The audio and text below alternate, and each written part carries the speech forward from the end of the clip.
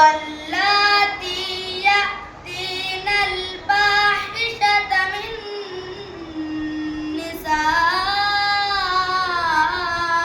نسائكم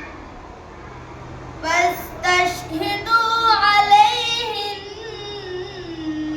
أربعة منكم فإن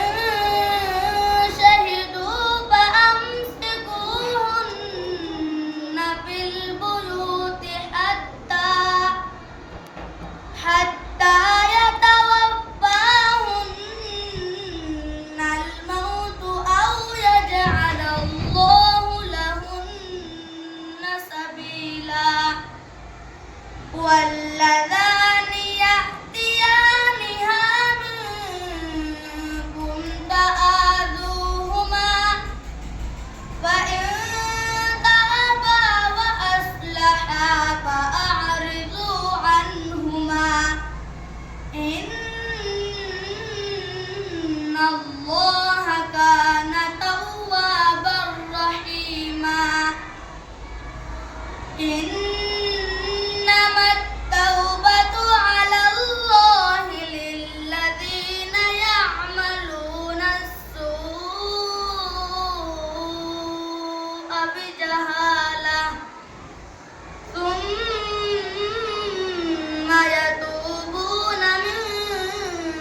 قريب فأولئك يتوب الله عليهم وكان الله عليما حكيما وليست التوبة للذين يعملون السيئات حتى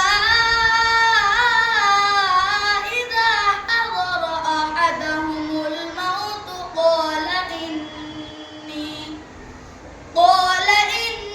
إني تبت الآن ولا الذين يموتون وهم كفار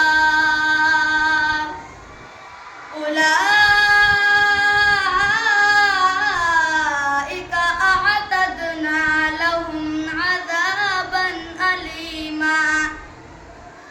آمنت بالله صدق الله مولانا العلي